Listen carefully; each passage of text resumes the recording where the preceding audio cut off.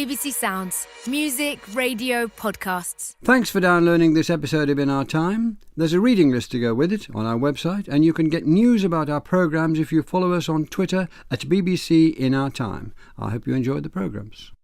Hello, to thine own self be true is advice so apparently simple and compelling that when Polonius says it in Hamlet, he needs no further examination. To philosophers, though, from Aristotle to Sartre to today, it's been far from simple. Is your authentic self something you were born with and you need to fulfill, or is it something you create for yourself throughout your life? Does your obligation to be yourself override your obligation to others? And if you really can be true to yourself, where does authenticity end and narcissism start?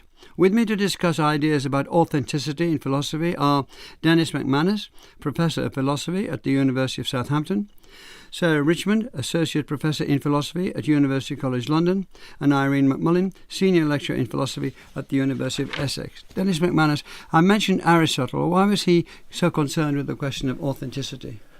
Well, although the idea of authenticity is often thought of as a specifically modern ideal, you can actually see that there are, in a sense, an older conception of authenticity, which can be traced back to, for instance, to Aristotle, to Plato, which takes the form of it starts from the thought that each and every one of us is capable of judging their situation, forming their view about what should be done, and then acting on it, or failing to do so. So, for instance, one of the ways in which you might fail to do so is you don't act on your own assessment of what should be done. You do what you think is going to please others, for instance. So you begin to get some of these kinds of themes can be traced back, perhaps because they're perennial in human existence, can be traced back as far as, for instance, Aristotle.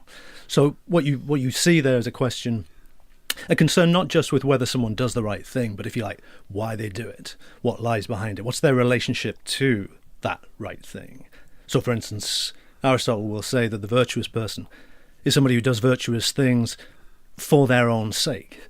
So, as it were, they're not doing it for some ulterior motive, for instance, because they think it'll please the crowd, but because they themselves think that these acts need to be done, that these acts should be carried out. So you can see already, even when we go back to the Greeks, you can see what are recognisably concerns with how you yourself relate to the actions that you perform. Are you really yourself the author of your actions, if you like? Are you the origin of your actions, as Aristotle says? Or are you, for instance, you're living because you want honour, so you want to be praised by others? Perhaps that's really what's driving your actions. It's the opinion of others rather than your own. Well, let's move on to Augustine now. Sure. What did he have to say? Well, so one of the things that you seem to get with the emergence of Christianity is an increasing sense of, if you like, human inwardness, a sense of human beings as having inner depths, and sometimes inner depths that they don't themselves really understand very well. Why do you think that is? Why should Christianity have that kind of impact? Yeah. That's a tricky question, and also you get a question about causation as well. Is it that Christianity brings it about, or is it that other forces were in play which allowed the Christian understanding to be taken up? Okay, that was a digression. So how did Augustine take it on, as it were, as it might have been from Aristotle? Sure. Well, so one of the things that you'll see, I mentioned already that one of the key images when people talk about authenticity is, if you like, are you acting on your own behalf, or are you acting just in the eyes of others? Are you judging your actions through the eyes of others? That's a very prominent topic for St. Augustine. But I think, in a way, one of the most interesting others that he asks us to think about in this connection is God. So, as well as asking, are you just acting? Are you doing what's deemed to be right because other people think it's right? They'll praise you for doing it. He also asks, are you doing what's right because you think it's right, or because you think God will punish you if you don't? And he has this very interesting distinction between what he calls servile fear and pure fear. Yeah, it's terrific. Now, can you tell the listeners precisely what that distinction is? So basically, the thought is that when you do, as well, the right action, are you doing it because you yourself think that action is right and therefore has to be done? Or are you doing it because you really don't want to be punished? You don't want to be punished by God. And what Augustine says is that if you like, the true Christian experiences pure fear, chaste fear is another translation of it. And they're the true Christian because, if you like, they love what God loves. They actually love what God loves. So they're not just doing it because they're scared of God, and it's not just because they're scared of punishment. So he has this nice line about if you're only doing what's right because you're scared of punishment, then you're not scared of sinning, you're scared of burning. There's quite a lot of fast forward in this programme, Sarah. We've gone from Aristotle to Augustine over several centuries, and now we're going up to the 18th century. What changed then, or what do you think changed then that made a difference to this argument? Well, probably the key figure from the 18th century who has got some influence on the idea of authenticity is Jean-Jacques Rousseau, who was a tremendously important philosopher, a sort of proto-romanticist, and who produced an amazing body of writings in many, many different fields. He's most well known for his political philosophy, but across many of his writings we get this same idea, which is a strand that gets followed through by other thinkers, the idea that social existence to some extent corrupts human beings. So for Rousseau, we have, as well as a natural drive to look after ourselves and to preserve ourselves, we also have a natural capacity for compassion, which he calls pitié. And his view is that in society, we get corrupted in various ways so that our natural tendency towards compassion is stifled and overlaid by other worse preoccupations, such as a preoccupation with what others think of us, which for Rousseau he calls amour propre. Another strand in Rousseau's thinking, which I think is central to some conceptions of authenticity, is a slight distrust of reason and rationality. So he felt that we were at our most authentic when we were in touch with the more passionate side of our nature, and that reason was very often used in a self-deceptive way or in a rationalising way, a way that would divert us from what is good in our originally good nature. I see. Soon after that, we have Kierkegaard, who was the champion of the single individual. So, can you use Kierkegaard to show how the idea of authenticity has been changed, altered by the idea of the individual?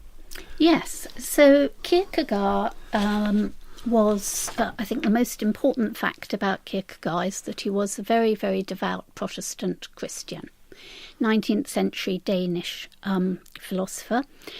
And he also took the view that social existence was, by and large, a negative thing, and that, as it were, it encouraged conformity, and it was for the individual to stand out against the crowd. And in particular, the relationship that Kierkegaard really cared about was the individual's relationship with God.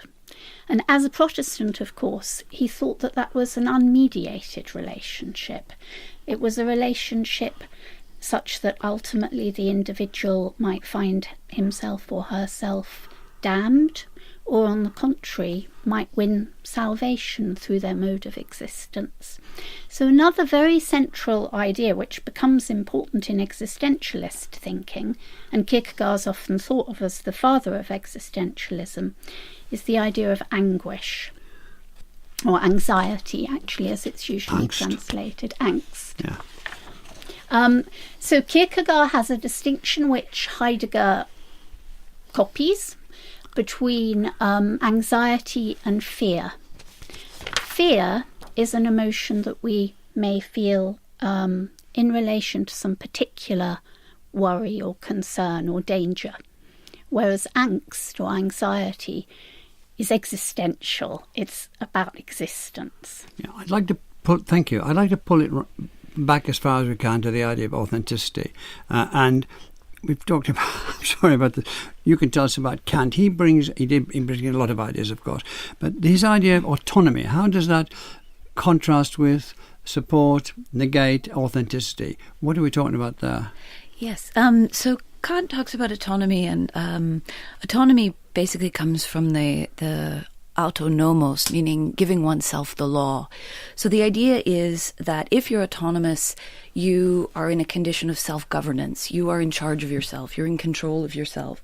And that, he thinks, is absolutely essential to understanding what genuine freedom is. So genuine freedom isn't just acting on whatever whim happens to grip you in the moment. So there's a kind of skepticism that whatever kind of inclinations or desires that are gripping you at the moment are genuinely what you want to act on. Instead, what you want to be acting on is reasons, right? So you should be essentially deliberating about what you do, who you want to be.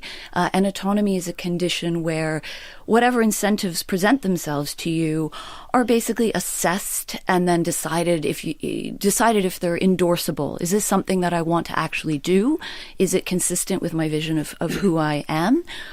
Or is it something that I want to reject and cast aside? And that's, for Kant, it is going to be basically the same in all people, because he thought that we all share a kind of universal rationality. And if we're assessing our incentives in the same way, submitting them to this kind of formal assessment procedure, then essentially we will all be bound by the same constraints. And that differs from authenticity insofar as authenticity, especially as the existentialists understand it, is all about the individual and the uniqueness of the individual. And so they're sort of pushing back on the idea that there is a kind of universal formal condition that will mean that we're all autonomous in the same way. It occurs to me, and it occurred to me while reading about this, is this idea something which is pertinent and very, very important for a very small group of people, or did it permeate society? Was individualism discovered in the 18th century by a great number of people? Did it seed the earthlings, as it were, or was it simply in the ivory towers? No, well, I mean, it depends on the culture, of course. But so, for example, in Germany, it really took everyone by storm, especially with Goethe on the Trials of Young Werther. It was all about this sort of the individual wrestling with his own inner passions and attempting to be himself.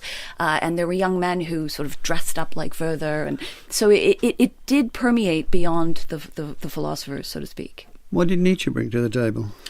So Nietzsche was very interested in the idea of the individual. So he sort of rails against the conformism and this emphasis on the idea that the rules governing how we ought to be will be the same for everyone.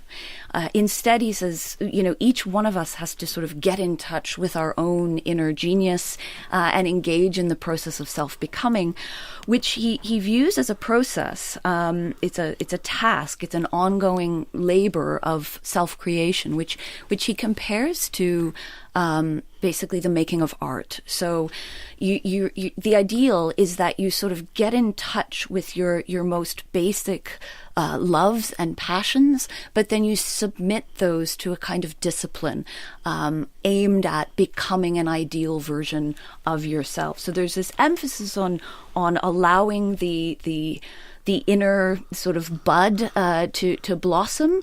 And so there you can really see the kind of romantic influence on Nietzsche. But he resisted the idea that, we were fully formed in utero, so to speak, and we just needed to stand back and watch the unfolding occur. Dennis McManus, we're coming to Heidegger, but before we do, can you give the listener some idea of why the idea of authenticity, if it was something that they expected people to be very interested in? Well, I think in Heidegger's case, so you often get this question of why should I be authentic? Why does it matter that I be myself in the way described?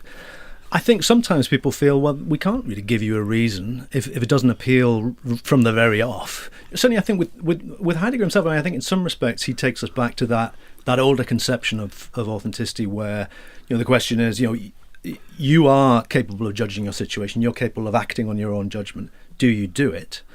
So I should say Heidegger is absolute murder. He's an incredibly difficult philosopher. There are so many different opinions about what he's up to, including in this room, I think. But just to give you kind of flavour of what I think he brings, I think one of the things that he brings in is the notion that one of the reasons why we are inauthentic is because we can't tolerate the thought of our finitude, of our mortality. The kind of picture he paints is one in which you always find yourself confronted with a range of different demands that are made on you. You as a son, a father, or whatever it might be. But you don't choose that. You find yourself in that condition. So that's one form of finitude. Another one is that you are then going to have to decide between those different demands which are going to be met and which ones aren't. But Heidegger thinks that, generally speaking, we don't make that decision. Instead, what we do is we live a kind of dream of indeterminacy where we think, yes, okay, I'm not going to be able to meet these demands now, but I'll meet them later. I'll get round to it eventually. And this ties into a big theme in Heidegger's work, which is the idea of being towards death.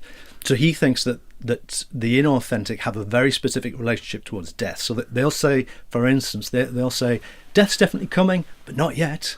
There's still time. And in a way, they have to say that because they're not willing to judge the situation that they're in right now. They have to believe that there's still time for them to change, to become different, to be other than what they are now. So it's only really the authentic who, at least on this understanding, are those who are, as it were, ready and willing to make decisions about the conflicting demands they see. Only they are actually in a position to tolerate the thought that death might come now, because it's only them who are actually setting to work their assessment of how they should live. Well, you've made very clear something which is murderously difficult to work out yourself. So we're all in your debt for that. Sarah Richmond. So still on Heidegger, he has the idea of owning one's own life. Now, what does he mean by that?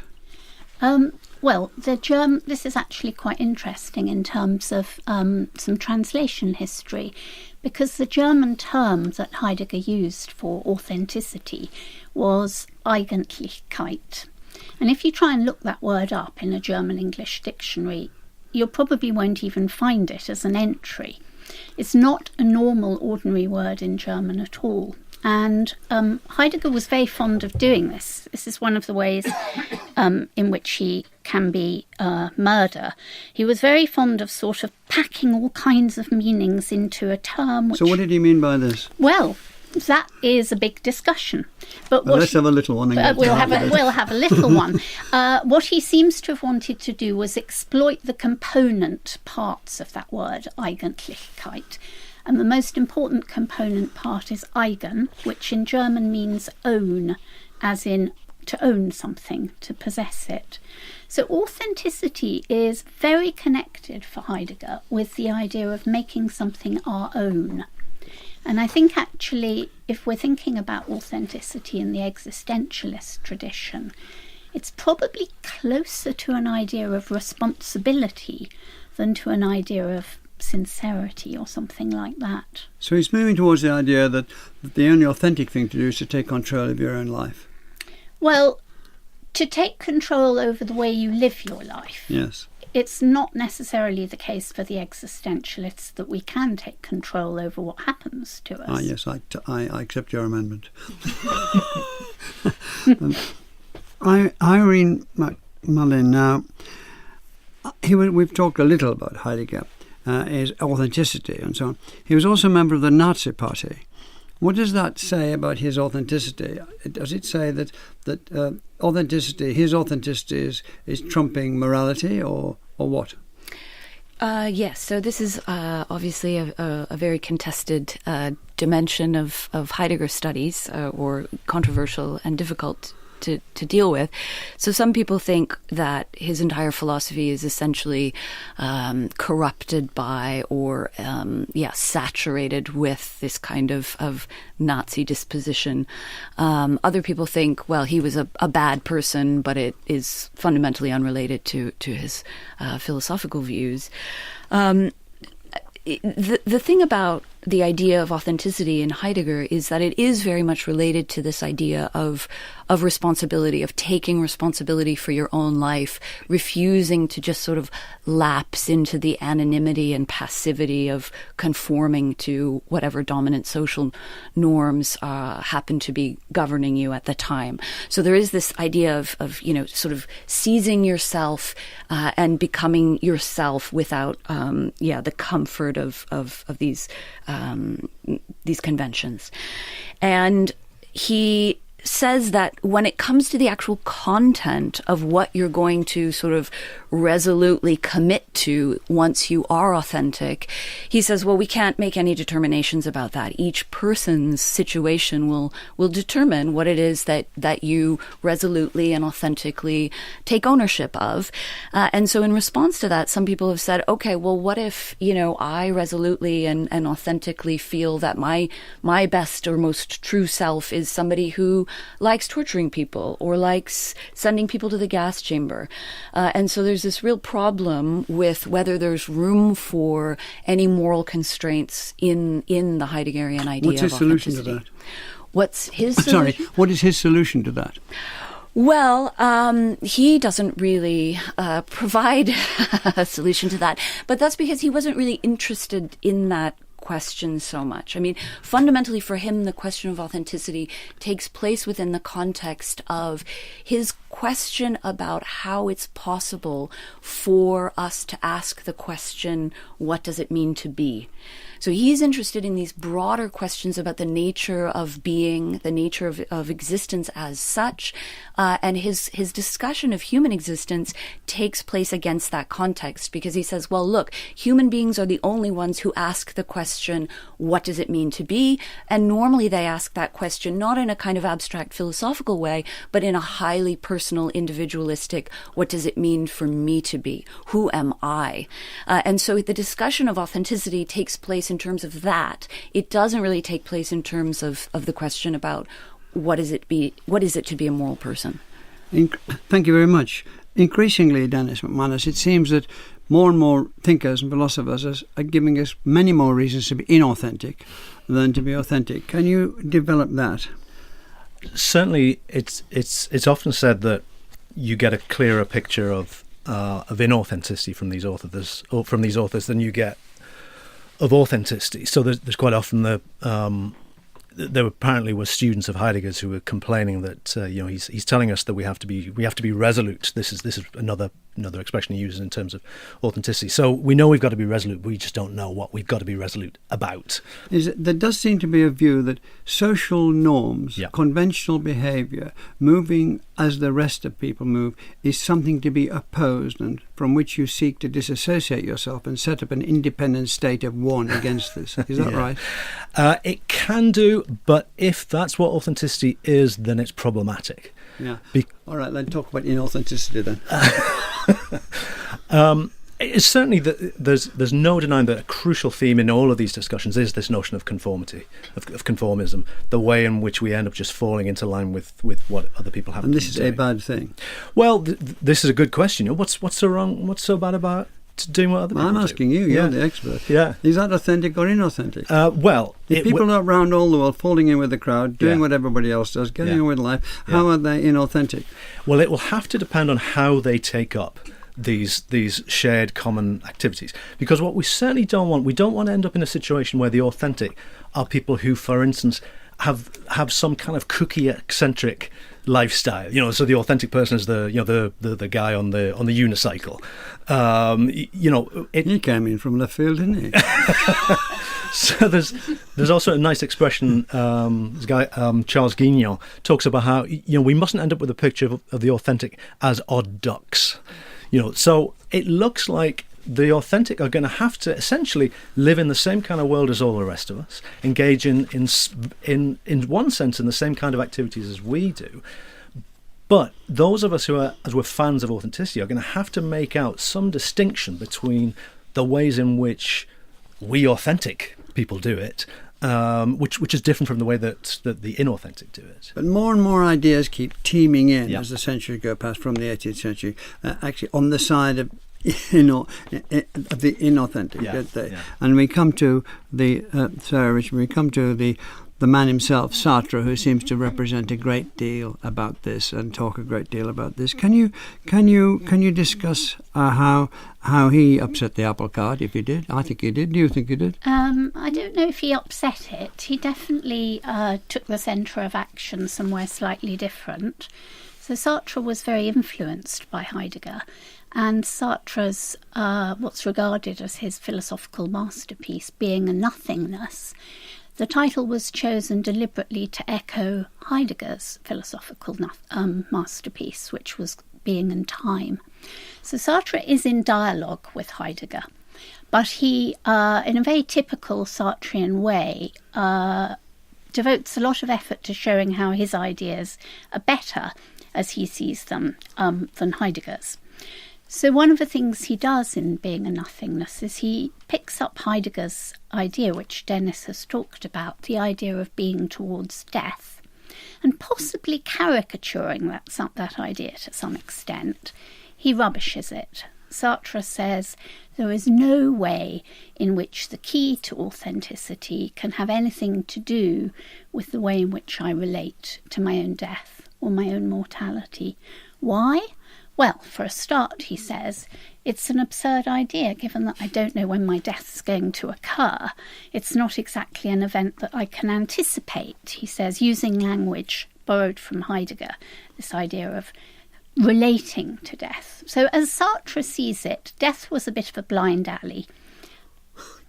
Yes. Thank you for that. Can I say a bit more about what he did think authenticity? Yeah, that would be good. Okay, so he thinks Heidegger was wrong. What he thinks the central concept has to be is freedom. So for Sartre, to be inauthentic is to not want to acknowledge the freedom that all human beings possess simply by virtue of being the kind of thing that human beings are.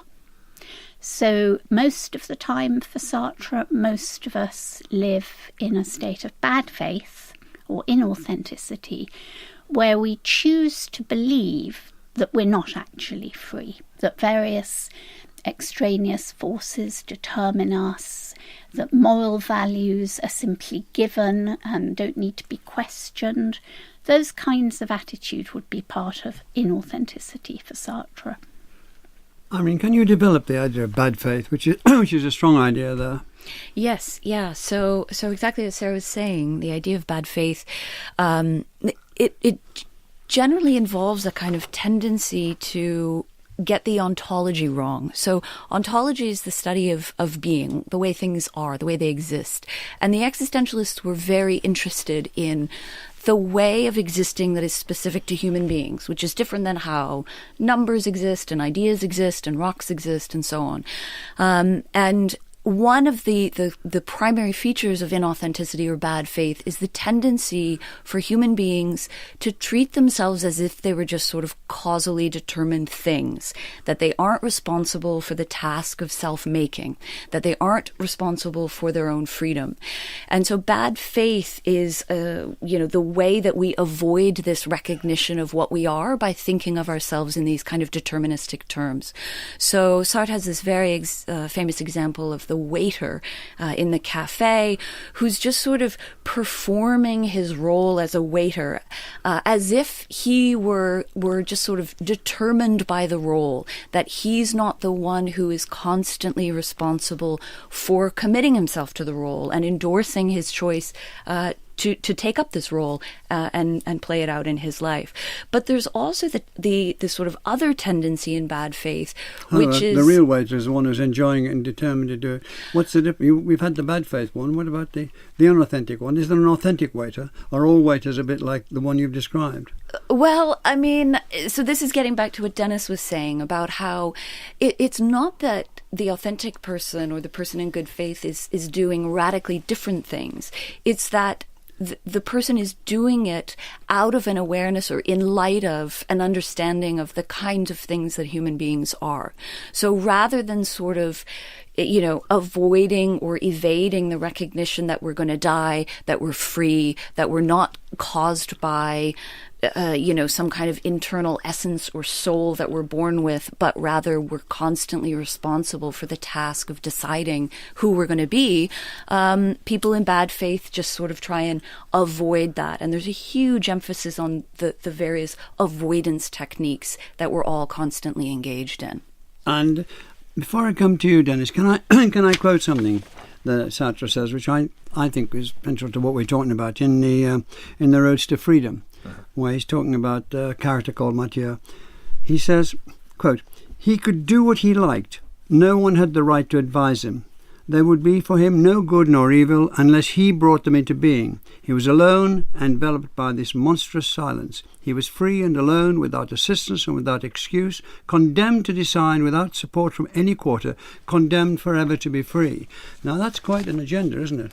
It certainly is. And that, in a way, that passage sums up a certain picture of the classic existentialist hero. Now, I think there are reasons to wonder about whether that's really what Sartre is fully signed up to. But I think it's worth having that sort of that image on the table, because certainly that image of what the existentialist hero has been hugely influential. So it's that image of the person who's purely free. They don't take any given value as having authority over them. They choose without any kind of restraint. And certainly that image, I think, was, to some extent, it was made popular through those who criticised Sartre. So people like Iris Murdoch, who's fascinating in all sorts of ways in her own right. But in her early work, she had a famous criticism of the existentialists, where she argued that the kind of freedom that they insisted on was only really possible in, if you like, a sort of moral desert.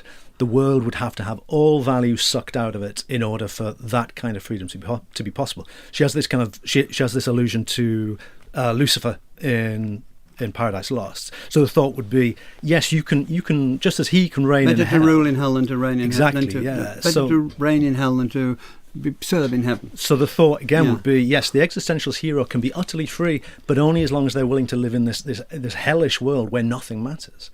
Which she also thought is, not only is it rebarbative, but also it's not clear that it really makes sense. So what kind of choices could you make? On what basis could you make a choice? Now, what I think that almost certainly says is that if we're going to have a coherent philosophy, authenticity cannot be the only value in town. It has to be just one value alongside others.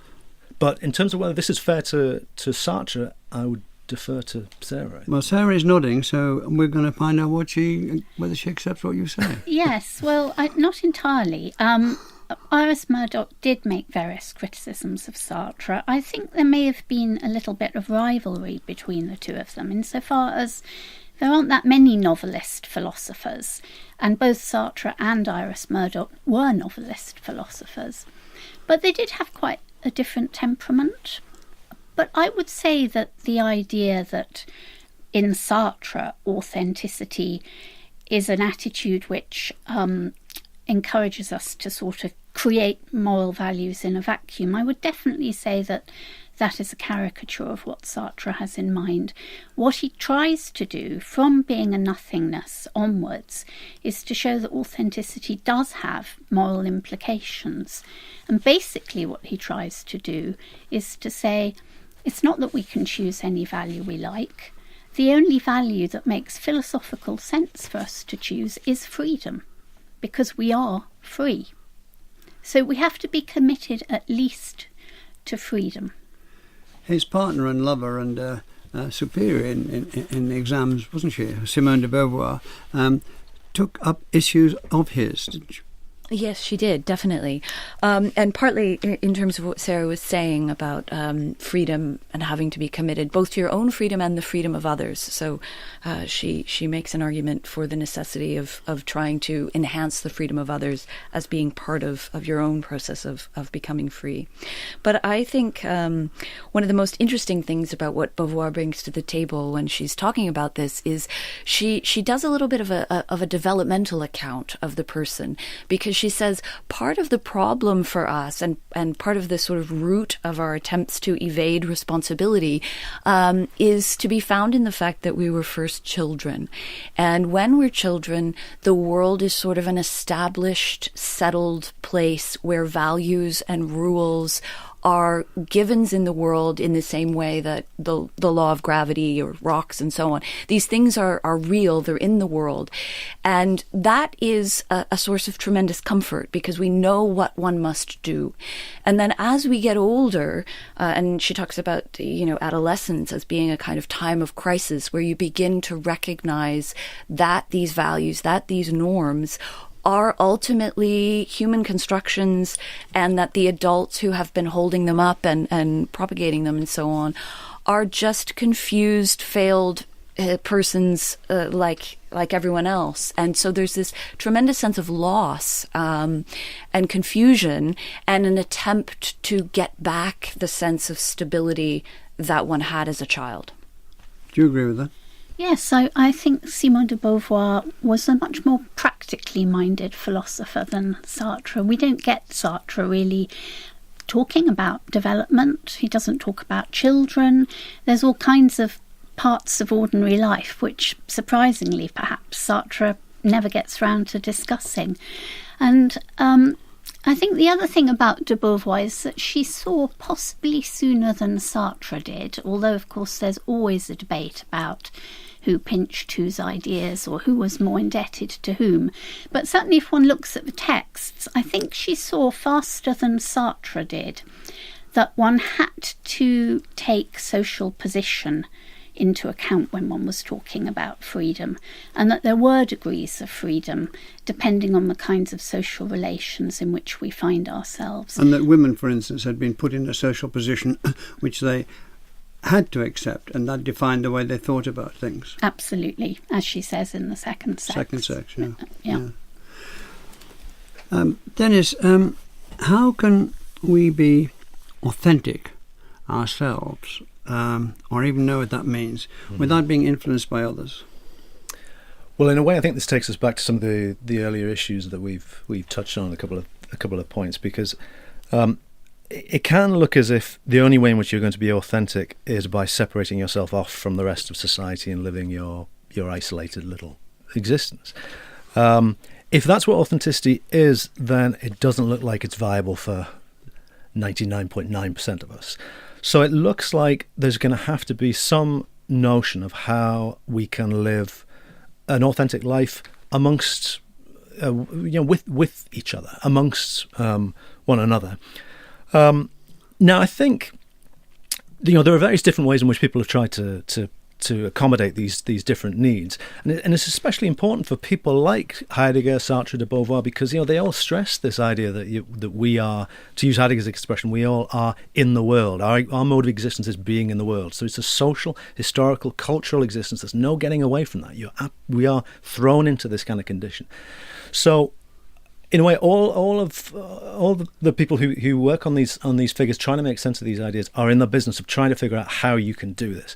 Now, just to very briefly go back to the kind of picture that I gave from Heidegger, I think there you can see that the kind of different obligations between which you have to adjudicate are, if you like, could well be social obligations. So, being a father is a social position, being a son is a social position, being a neighbour is a social position.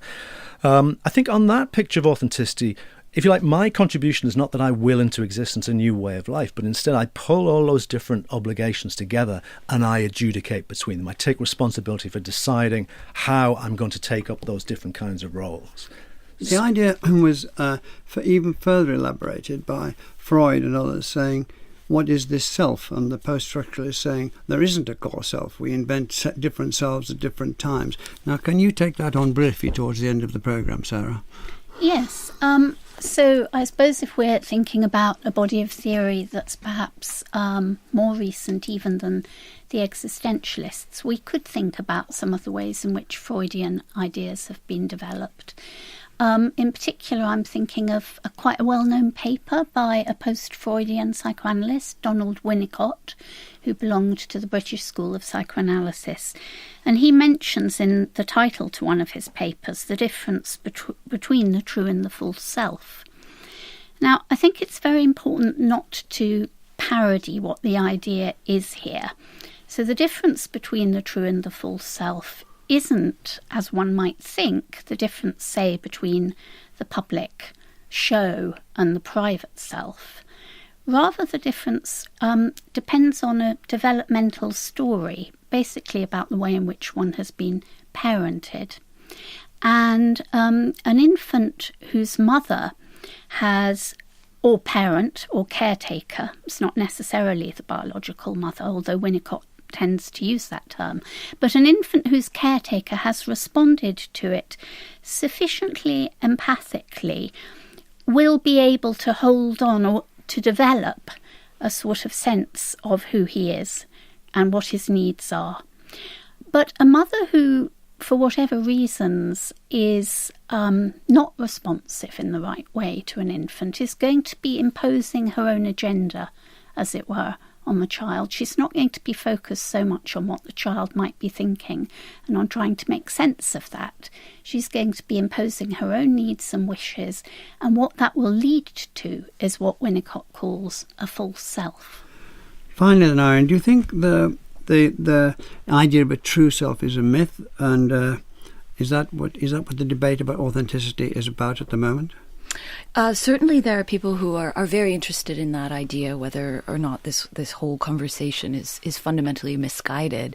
So some people also emphasize that, maybe this kind of fixation on talk of authenticity is just a kind of feature of modern Western capitalist individualism, and that it's a kind of fetishizing of uniqueness and individual freedom, and that in fact it's a distortion of what we actually are, which is, as Dennis was saying, socially embedded creatures who are fundamentally defined by our relationships to others. So now discussions in authenticity are really trying to accommodate this intuition we have that there are unique selves that we should try and be, instead of just sort of, coasting along in this mode of irresponsible anonymity. But that doesn't mean that it's just a kind of narcissistic self-assertion, but is instead going to have to be responsive to the kinds of things that we are, that we're social beings who love and are responsible to others.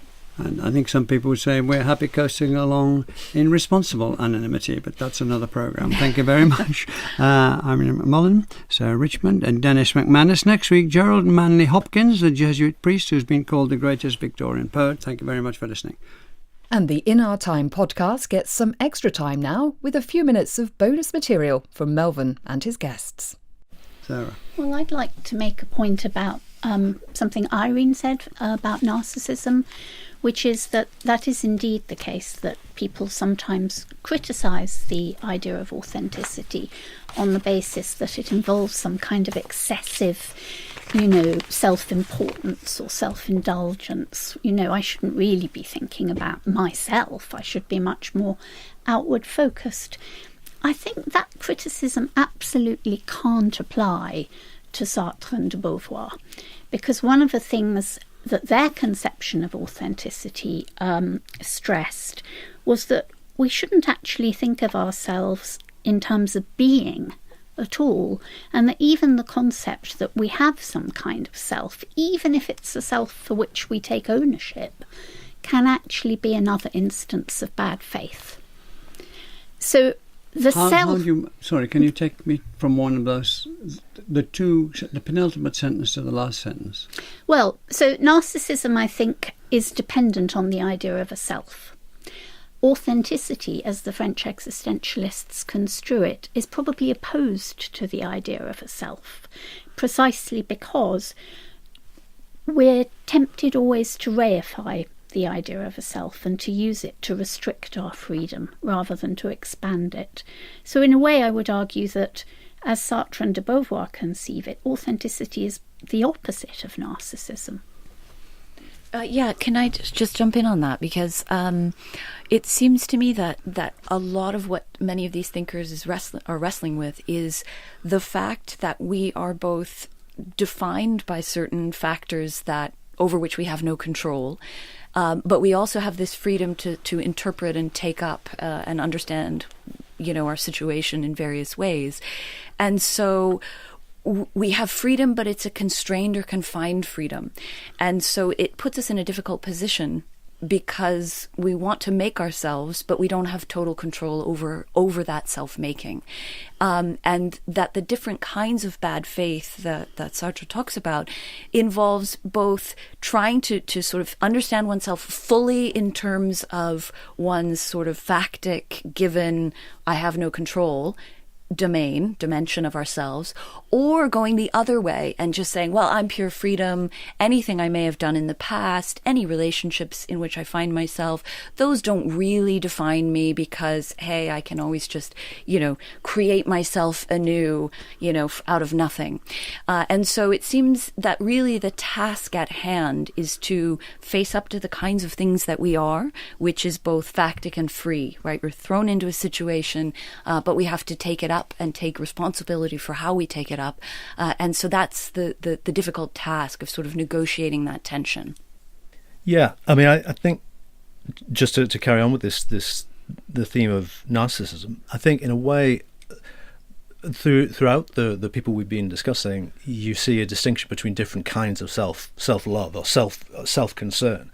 So just to take the case I know best, I think with Heidegger, I think he thinks that the authentic, they exhibit a self-concern in that they judge for themselves. They look for themselves to see what's happening, to judge what needs to be done.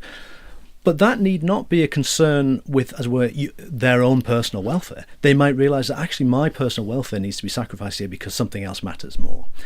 And I think in a way you can see something similar. You go right back to someone like St. Augustine, where in a sense it's a battle between two kinds of self-concern. Are you doing what you yourself think is right, or are you just worried about not being punished? Are you being is your life being controlled by what you might think of as the parts of yourself that you don't really want to allow to take over your existence? Or do you just want to be seen to be doing right? Well, that's another question. Yeah. So certainly, I think that notion of narcissism. I certainly think in the Heideggerian case, I think it kind of misses the target. You can understand why people think it, because there seems to be this concern with the self. But I think certainly in his case, the thought is that you need to take responsibility for your existence, and one of the things that might involve is a very self-sacrificial existence. If you like, the element of self-assertion is that you look for yourself. So you don't take another person's word for what needs doing, or you don't look through another person's eyes. You as it were, turn your attention to your own existence and you look yourself. So I think it might be helpful to point out that for all these people, authenticity is difficult.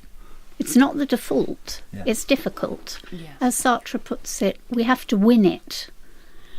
And the temptation is constantly to fall back into this kind of anonymous mode of irresponsibly coasting along. Yeah. So it's not like you achieve a state of authenticity and then you're authentic from there on out. It's a constant temptation to slide back. Yeah. The other thing that we didn't really talk much about, although you mentioned it, Sarah, was the idea of anxiety and this sense that what interrupts the conformist, anonymous mode of inauthenticity is a kind of, especially in Heidegger, anxiety, this existential terror and sense that the way that you ordinarily give meaning and structure to your life has fallen away, and you come sort of face to face with the kind of thing that you are. And that anxiety is not something that you can sort of call up on your own. So there's sort of a lot of discourse about the lack of control over even the process of becoming authentic or moving away from inauthenticity.